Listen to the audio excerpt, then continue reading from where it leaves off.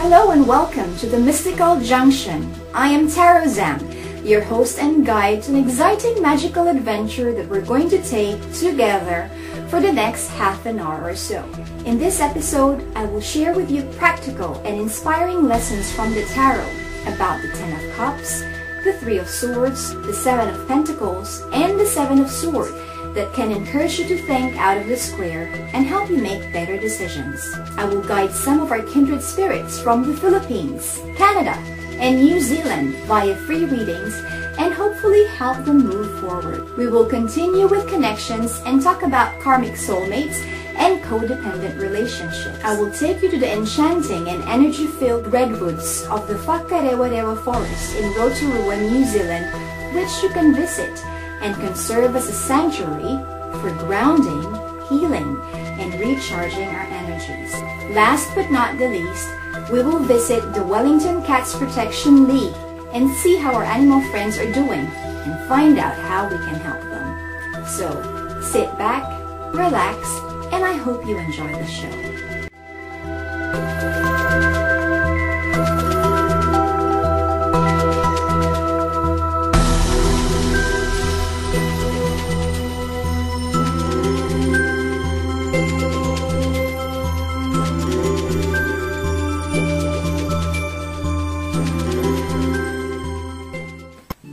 For our tarot lessons, we're going to use the Connolly Tarot by Eileen Connolly. We start with the Ten of Cups. The little white book describes the Ten of Cups as, you are experiencing the happiness you desire, realization of personal hopes and dreams. In addition, we often work towards attaining happiness in our relationships with our family, partner, and children. We also strive to achieve a stable and loving environment for ourselves and the ones we hold dear. This includes our dearest friends. If we wish all hope and dreams to be as perfect as we want them to be, then we must also be able to give our best without holding back in the process. The universe will reward us for our good intentions, hard work, perseverance, and sincerity. If we are generous in giving our time, affection, and focus, then our rewards will be generous as well. The happiness and fulfillment we get from the realization of our hopes and dreams will last us a very long time. The Three of Swords.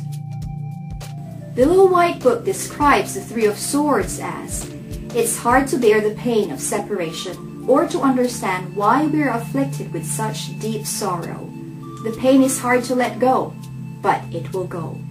In addition, we suffer hurt and disappointment when expectations are not met, most especially when our trust and confidence are broken. We work hard to nurture relationships, hopes, and strive to keep the peace and stability in our lives. Once trust is broken, it hurts us to the core. It leaves us vulnerable and wounded for a very long time. It affects our whole being, emotionally, mentally, and spiritually. If we remain in this state of hurt, it will also manifest physically. Betrayal and disillusionment also make things worse and could mar us for life if we allow them to. It will take time, a great measure of willpower and faith.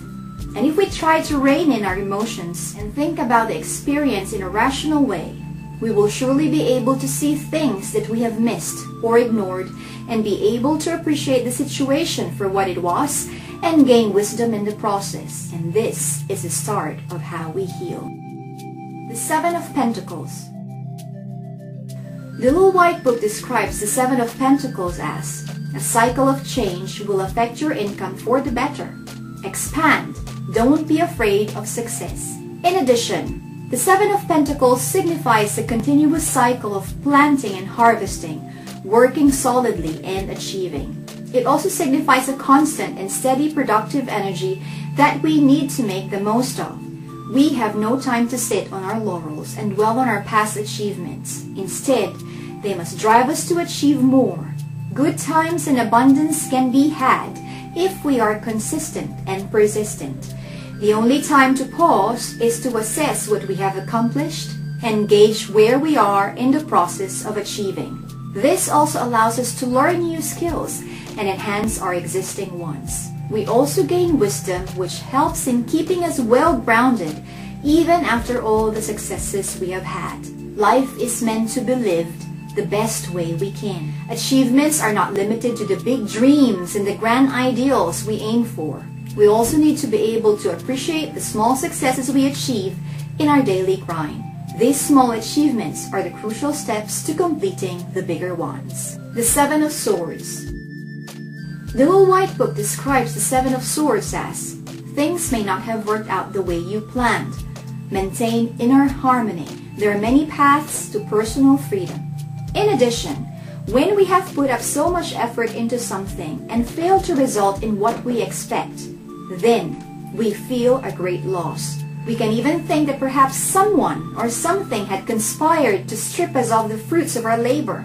This may or may not be so, but the Seven of Swords helps us to understand that nothing is really lost and that we have gained great wisdom in acknowledging that sometimes things are not meant to be, or we sacrifice or lose some things in order to make space for bigger blessings. Most of us find this fact very hard to accept. Some of us could even linger in denial, which could only make things worse. Perhaps even lose more important things such as our faith, confidence in ourselves, our objectivity, and clarity of thought. Yes, we may lose some things, but in losing them, we also gain a significant realization of what things are actually more important.